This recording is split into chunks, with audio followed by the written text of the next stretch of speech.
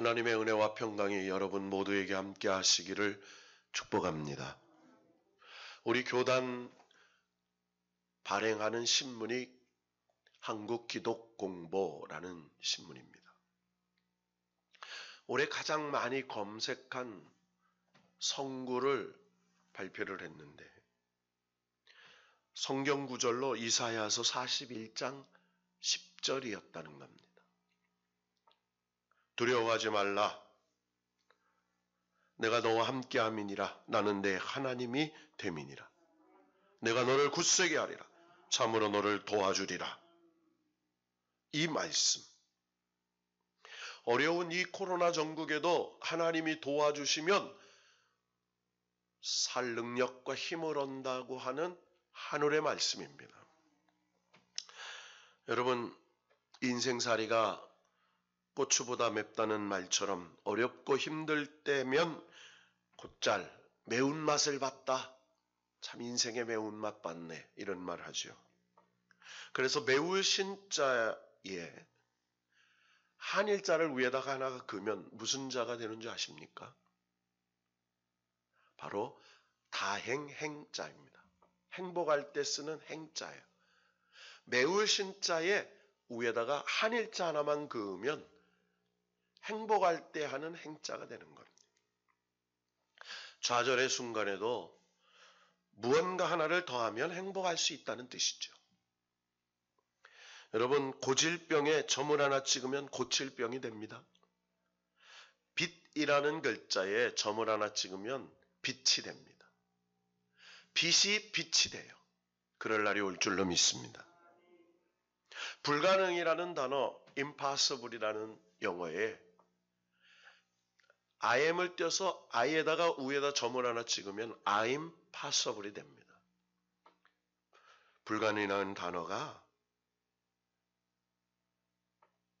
나는 가능하다, 가능하다 이런 단어로 바뀌죠. 어느 암 환자가 의사가 이제 당신은 살 날이 3개월밖에 남지 않았습니다. 라는 말을 듣고 절망을 했습니다.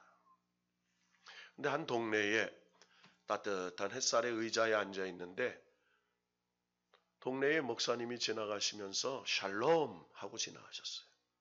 근데 이 사람 귀에는요, 샬롬이라는 이 축복의 인사가 살롬으로 들렸어요. 뭐로 들렸다고요? 살롬. 아, 그래, 나는 죽을 놈이 아니야. 내가 살 놈이구나. 힘을 얻었어요. 그리고 목사님을 찾아가 복음을 영접하고 하나님의 은혜로 구원을 받았습니다. 말씀 한마디가 죽을 놈에서 살 놈이 되는 거죠. 이게 복음입니다. 여러분, 성경에 많은 성경을 바울이 기록했어요. 또 사도 요한이 기록했습니다. 그런데 예수님의 수제자라고 하는 베드로는요, 이 짧은 베드로 전후서만 기록했어요. 베드로는 13서신을 썼습니다. 13개의 성경을 썼어요. 사랑의 사도 요한도요, 요한복음, 그리고 요한 1서, 2서, 3서, 요한계시록, 많은 성경을 썼어요. 그런데 가장 주님을 측근해서 모시고 가장 수제자라고 하는 베드로는 그저 베드로 전후서 한 권을 딸랑 쓰고 말았어요. 왜 그랬는가 봤더니 베드로는 설교가였습니다. 사도행전 2장 1절 이하에 보면 오순절 성령 강림이 난 후에 베드로가 명설교를 하잖아요. 그러니까 베드로는 설교로 복음을 전파하는 증언자였습니다. 그런 베드로가 오늘 이 베드로 전서를 쓰게 된 배경이 있어요. 이 성경이 기록된 시기를 주님 후, 주후 64년경 이렇게 돼 있어요. 주후 64년경이라는 말은 예수님이 탄생한 지 64년이 지난 해죠. 예수님이 부활하셔서 승천하셨어요. 초대교회 복음이 열심히 전파돼서 로마 제국에 많은 교회들이 세워졌어요. 그런데 AD 50년경까지만 해도 이 기독교는 그렇게 많은 박해를 받지 않았습니다. 이유는요, 유대교의 한 종파로서 신앙 종교를 인정받았어요. 그런데 유대교로부터 계속 공격받고 또 비난받고 그들로부터 고립되면서 기독교가 로마 제국의 공격을 받기 시작해요. 그 이유는 다른 게 아니었습니다. 몇 가지 오해 때문이었어요. 첫째는 초대교회 성도들이 핍박을 받은 첫 번째 이유는 예수 그리스도를 보내신 성부 하나님 한 분을 믿었기 때문이에요. 로마인들에게는 많은 신들이 있었습니다. 심지어는 로마의 황제를 신격화했어요. 황제도 신이라고 여겼어요. 그래서 절을 해야 했어요. 그래서 로마의 다양한 신들이 로마 제국을 지켜준다고 믿었습니다. 그런데 기독교인만큼은 성삼위 하나님 한 분을 믿은 겁니다. 그러니까 그 이유 하나만으로도 로마 제국 황제한테 핍박을 받기 시작했어요. 두 번째 이유는 예수 그리스도께서 십자가를 지시고 죽으시고 부활하신 후에 하늘로 승천하시면서 다시 오시겠다고 약속하셨어요.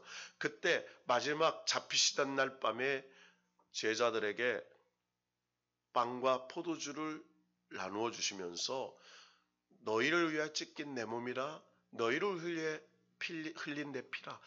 십자가의 고난에 우리의 죄를 위하여 돌아가신 그 십자가 고난의 의미를 상징하는 성찬식을 제정해 주셨어요. 그래서 초대교회 성도들은 모이면 떡과 포도주를 나누면서 예수 그리스도께서 우리를 위하여 찢기시고 흘리신 그 피의 의미를 생각하며 그 성찬 제정의 의미를 지켰어요. 그런데 이것을 오해한 로마 제국의 황제와 로마인들은 그리스도인들은 살과 피를 먹는다. 뭘 먹어요? 살과 피를 먹습니까? 살과 피를 먹고 마신다고 거짓을 퍼뜨렸어요. 그것도 이해할 수가 없는데 아버지와 아들, 어머니와 딸이 하나님을 하나님 아버지, 똑같이 아버지라고 불러요. 그래서 며느리도 아버지라고 부르고 시아버지도 아버지라고 부르고 그래서 이 로마의 기독교를 핍박하는 사람들이 말을 만들어냈는데 기독교인은 근친상간을 한다. 이렇게 몰아붙였어요. 여러분요. 말은 어떤 프레임을 쓰이는지에 따라서 진짜가 가짜가 되고요. 거짓이 진짜가 되기도 해요. 그래서 그리스도인은요. 통찰력이 있어야 돼요. 뭐가 있어야 된다고요? 예, 통찰력이라는 것은 하나님이 주시는 믿음의 지혜를 말하는 거예요.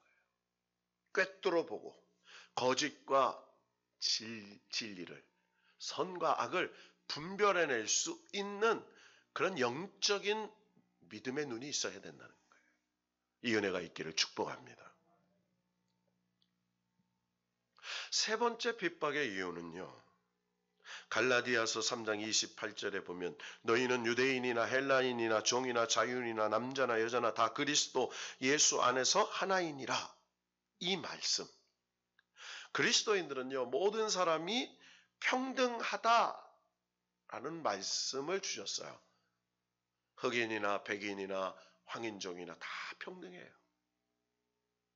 남녀노소 신분 고하를 떠나서 다 평등해요. 그런데 그 당시에 로마인들은 노예가 필요했어요. 노예와 주인이 어떻게 평등할 수 있냐? 그 당시에 남성 우월주의가 있었어요. 여성을 열등한 존재로 봤어요. 그래서 남자가 여러 부인을 거느리는 일부 다처제를 아주 성행했어요.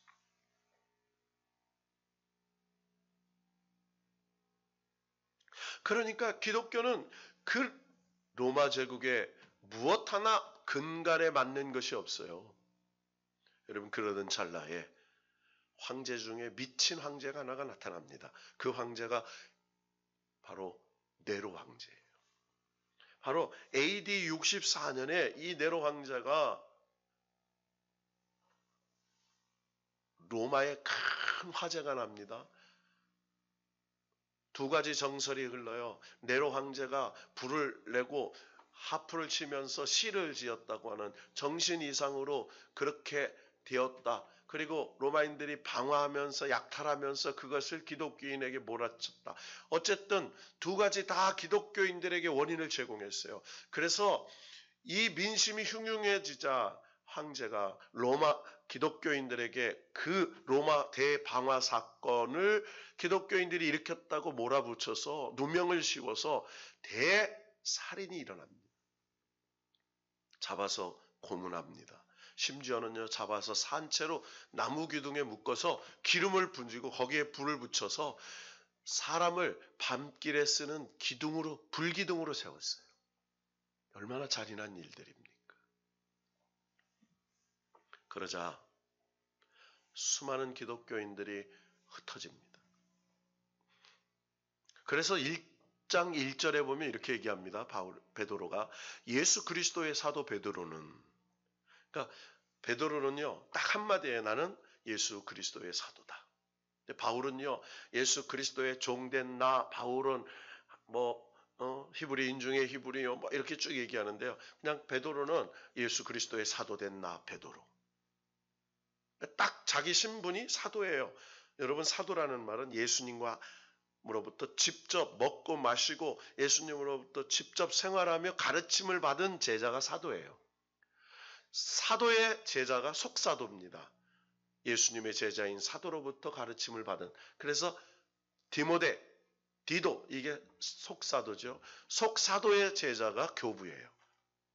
그 후로부터는 감독 이렇게 계속 부르는데, 어쨌든 베드로가 여기에 이렇게 나옵니다. 본도, 갈라디아, 갑바도기아, 아시아와 비두니아에 흩어진 나그네. 그러니까 사방으로 흩어졌어요. 왜? 로마의 박해가 너무 심하니까 로마 제국 곳곳으로 흩어졌습니다.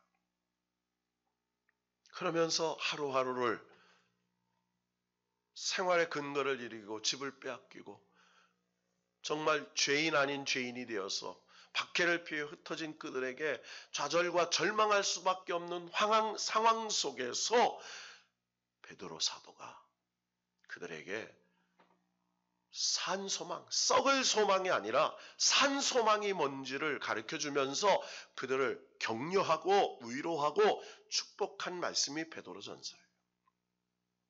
자, 2절을 다 같이 한번 읽어볼까요? 다 같이 시작. 곧 하나님 아버지의 미리 아심을 따라 성령이 거룩하게 하심으로 순종함과 예수 그리스도의 핏부림을 얻기 위하여 택하심을 받은 자에게 편지하노니 은혜와 평강이 너희에게 더욱 많을지어다. 아멘. 성령이 거룩하게 하심으로 예수 그리스도의 핏부림을 얻기 위하여 택하심을 받은 너희들. 그러니까 성령이 너희를 믿게 하셨어. 성령이 널 거룩하게 하셨어. 예수 그리스도의 핏부림을 얻기 위하여 택하심을 얻었어. 예수 그리스도의 피 흘리신 그 복음을 위하여 너희가 택함을 얻었어. 너희들에게 은혜와 평강이 더욱 많을지어다. 이렇게 얘기해요. 여러분, 은혜와 평강이 더욱 많아지기를 축복합니다. 여러분, 지금은요, 은혜와 평강이 조금 있어서는 안 돼요. 말세는요, 은혜와 평강이 더욱 많아져야 돼요. 그래야 주님의 능력으로 살 수 있죠. 주님의 은혜로 살 수 있잖아요. 주님이 주시는 어떤 고난과 시련 속에서도 평강의 능력으로 살 수 있잖아요. 자, 그러면서요.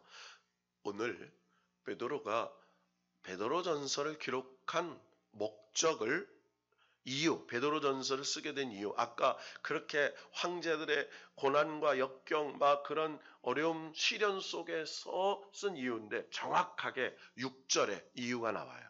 6절을 다 같이 읽어볼까요? 시작. 그러므로 너희가 이제 여러 가지 시험으로 말미암아 잠깐 근심하게 되지 않을 수 없으니 오히려 크게 기뻐하는도다. 자, 세 가지 동그라미 쳐보세요. 여러 가지 시험으로. 몇 가지 시험? 한 가지 시험이 아니에요. 여러 가지 시험이에요. 한 가지 시험이면 좀 이길만 한데 여러 가지 시험이 계속 생겨요. 두 번째 보니까 그 여러 가지 시험으로 잠깐 근심되지 않을 수 없으나 잠깐 뭐예요? 근심해요. 근데 영원히 근심하지 않아. 잠깐 근심해. 자, 세 번째 동그라미 치니까 오히려 크게 기뻐하는도다. 따라합시다. 오히려 크게 기뻐하는도다. 여러 가지 시험으로 잠깐 근심하는 그 일이 오히려 크게 기뻐하는 일이 된다는 거예요. 지금 흩어진 하나님의 백성들이 여러 가지 시험을 당하고 있어요. 믿음 때문에 당하는 시련이에요. 신앙 땅에 당하는 시련이에요. 근데 근심해요. 근데 그 영원한 근심이 아니라는 거예요. 잠깐 근심해. 너희들이 당하는 그 여러 가지 시험이 잠깐은 근심하는 일 같으나 그 일로 인하여 너희들이 크게 기뻐할 일이 생길 거야. 어떤 일? 7절이에요. 다 같이 읽어봅시다. 시작. 너희 믿음의 확실함은 불로 연단하여도 없어질 금보다 더 귀하여 예수 그리스도께서 나타나실 때에 칭찬과 영광과 존귀를 얻게 할 것이니라. 할렐루야. 자, 크게 기뻐할 이유가 뭐예요? 예수 그리스도께서 나타나실 때, 재림하실 때, 예수 그리스도를 만날 때 칭찬과 영광과 존귀를 얻게 된다는 거예요. 여러분, 예수님으로부터 칭찬이 여러분에게 있기를 축복합니다. 예수 그리스도께서 여러분에게 영광이 나타나기를 축복합니다. 예수 그리스도께서 여러분을 존귀하게 되실 줄로 믿고 축복합니다. 그러니까 칭찬과 영광과 존귀를 예수 그리스도 나타나실 때에 하나님으로부터 받는다는 거예요. 자, 그런데 어떤 사람에게만 7절에 보니까 믿음의 확실함은 너희 믿음의 확실함. 너희 믿음이 확실한 믿음이어야 돼. 그저 대충 불투명한 믿음, 그리고 흔들리는 믿음, 의심하는 믿음, 그런 믿음이 아니에요. 확실한 믿음. 무슨 믿음이요? 확실한 믿음. 자, 그런데요. 그 확실한 믿음이 뭐예요? 불로 연단하도 없어질 금보다 더 귀한 믿음. 여러분, 불로 연단한 금. 여러분, 도가니 속에 24번 들어간 것이 24K예요. 용광로에 24번 들어간 게 24K, 18번 들어간 게 18K, 14번 들어간 게 14K. 1000도가 넘는 용광로에 많이 들어갈수록 불순물이 없어져서 순금이 돼요. 그래서 순금을 정금이라고 말하죠. 그래서 도가니에, 불도가니에 24번 들어간 그 금이 그래서 귀해요. 불순물이 없어서. 근데 이 금도 24번 용광로에 들어가지 없어지지 않는 금도 없어져요. 언젠가는 다 사라져요. 그런데 너희 확실한 믿음은 사라지지 않아. 그 확실한 믿음 때문에 예수 그리스도께서 나타나실 때 칭찬과 영광과 존귀를 얻는 근거가 돼요. 여러분, 저와 여러분의 믿음이 이런 확실한 믿음이 있기를 축복합니다. 자, 그런데 그런 확실한 불로 연단하도 없어지는 금보다 더 귀한 믿음이 어떤 거냐? 8절에 나와요. 다 같이 읽어볼까요? 시작. 예수를 너희가 보지 못하였으나 사랑하는도다. 이제도 보지 못하나 믿고 말할 수 없는 영광스러운 즐거움으로 기뻐하니. 자, 무슨요? 예수를 못 봤어요. 이 제자들은. 그런데요, 그 눈으로 보지도 못한 그 예수님을 나는 봤어. 베드로는 부활하신 주님도 봤어. 그런데 너희는 그 보지도 못한 예수님을 사랑하는 확실한 믿음을 갖고 있어. 그리고 보지도 못하나 믿고 말할 수 없는 영광스러운 즐거움으로 기뻐해. 그 예수님 때문에, 구원받은 것 때문에, 그 구원의 영광 때문에 너무너무 기뻐하며 살아. 왜? 믿음의 결국은 곧 영혼의 구원받음을 믿기 때문에. 여러분 따라합시다. 믿음의 결국은 영혼의 구원을 받음이라. 여러분 우리 예수 그리스도를 믿으면 뭘 받아요? 영혼의 구원을 받아. 바로 이거죠. 예수 잘 믿으면 돈 많이 벌고 예수 잘 믿으면 취직이 잘 되고 예수 잘 믿으면 그건 부수적인 은혜예요. 예수 잘 믿으면 하나님의 영원한 복 구원을, 영혼의 구원, 영원한 생명을 얻게 될 줄로 믿습니다. 그리고 이 땅에 사는 날 하나님께서 하나님의 구원받은 백성들에게 세상을 이롭게 하고 교회를 새롭게 하고 세상 사람들을 생명의 길로 인도해내는 놀라운 역사를, 사명을 맡겨주신다는 거예요. 그래서요, 우리가 믿으면 생명을 얻죠. 생명을, 중생, 새로운 생명, 예수 생명 얻었어요. 예수 생명을 얻으면 소명을 받아요. 하나님의 부르심을 받아 뭘? 사명을 감당하라고. 그래서 이 생명, 명이 세 가지 바뀌어요. 생명에서 소명으로, 소명에서 사명으로 바뀌는 거예요. 따라합시다. 생명에서 소명으로, 소명에서 사명으로. 왜 생명을 구원해 주셨어요? 소명, 하나님의 부름 받아서 하나님이 주신 사명을 목숨 걸고 감당하라고 주는 거예요. 그 사명 감당하는 날 주님이 우리를 부르셔요. 자, 그러면서 그게 뭐냐? 산소망이라는 거예요. 무슨 소망? 자, 3절로 돌아갑니다. 다시 3절로. 3절 다 같이 읽어볼까요? 시작.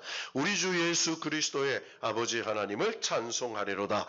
그가 많으신 긍휼대로 예수 그리스도를 죽은 자 가운데서 부활하게 하심으로 말미암아 우리를 거듭나게 하사 산소망이 있게 하시며. 할렐루야.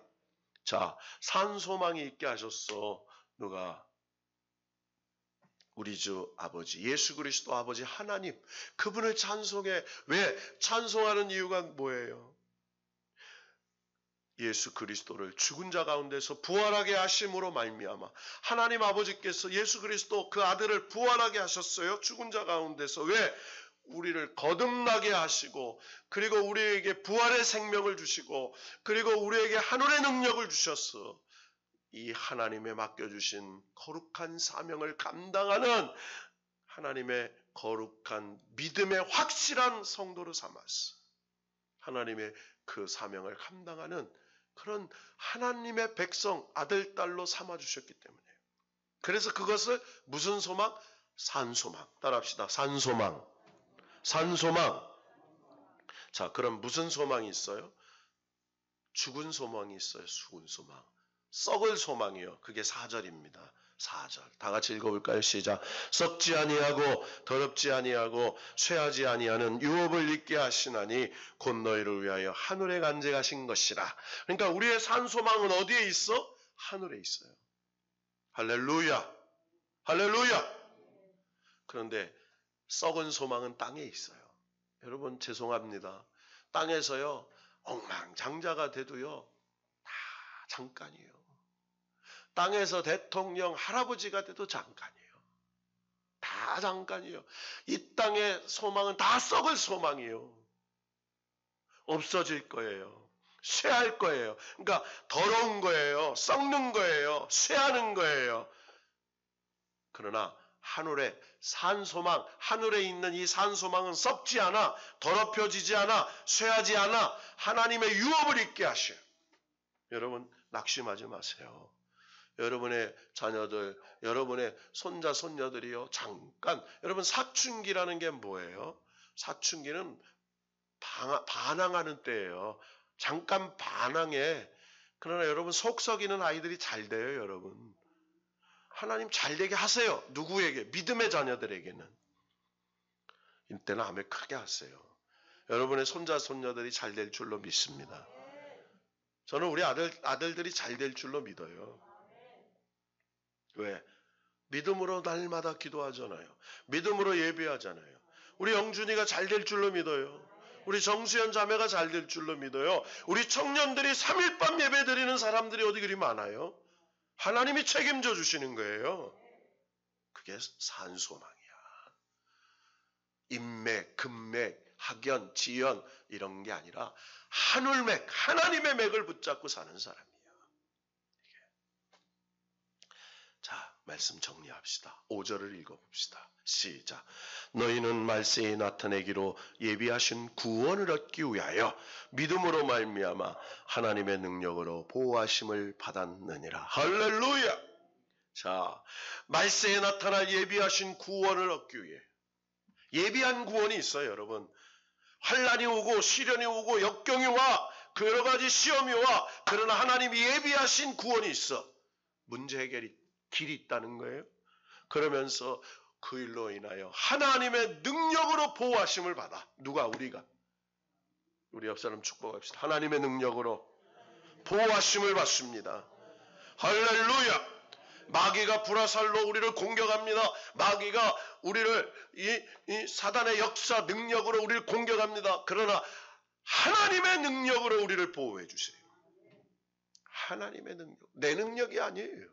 하나님의 능력으로 우리를 보호하시오. 그래서 여러 가지 시험을 이기고 그리고 역경을 이기고 고난을 이기고 환난을 이겨서 영광과 존귀와 칭찬을 받게 하시는 축복의 근거가 되게 하신다는 거예요. 여러분, 이 말씀, 여러분 베드로전서 후서 말씀 다 마치면 이 베드로가 그래서 로마를 떠나다가 여러분 네로 황제의 박해 때에 이 편지를 쓰고 성도들이 베드로 사도 그 노안의 제자 사도 베드로를 피신시켜요. 그런데 로마를 떠나는데 갑자기 길 저 건너편에서 예수님이 걸어오세요. 환상 중에 예수님 보는 거예요. 그래서 베드로가 예수님을 보는데 예수님이 베드로를 지나가시는 거예요. 아무 말씀도 안 하고 지나가세요. 그래서 베드로가 지팡이를 들고 있다가 뒤돌아보면서 쿼바데이스, 주여 어디로 가십니까? 그때 주님 뭐라고 네가 버리고 가는 내 어린 양들을 위해서 내가 그 어린 양들을 위해서 십자가 지러 간다. 쿼바데이스, 주여 어디로 가십니까? 이걸 깨닫고 베드로가 다시 로마에 돌아가 주님은 십자가에 돌아가셨으나 나 같은 죄인이 어떻게 주님처럼 똑바로 십자가에 맺혀 돌아갈 수 있냐고. 나를 거꾸로 매달려 십자가에 매달아 달라고. 그래서 베드로는 거꾸로의 십자가에 매달려 믿음으로 순교하잖아요. 여러분, 우리의 소망은 이 땅에 있는 게 아니에요. 하늘에 있어요. 예수 그리스도의 능력, 영생의 소망과. 그래서 이 잠깐 여러 가지 인생을 살면서 당하는 질병의 시련, 가난의 시련, 삶의 시련, 역경의 시련 속에 하나님이 산 소망을 얻게 해주셔서 이기게 하셔. 죄와 싸워 이기고 시련과 싸워 이기고 질병과 싸워 이기는 성령의 능력을 덧입었어. 산 소망으로 칭찬과 영광과 존귀를 얻게 하시는 하나님의 약속인 줄로 믿고 이 말씀 붙잡고 승리하는 우리 모두가 되기를 주의 이름으로 축원합니다.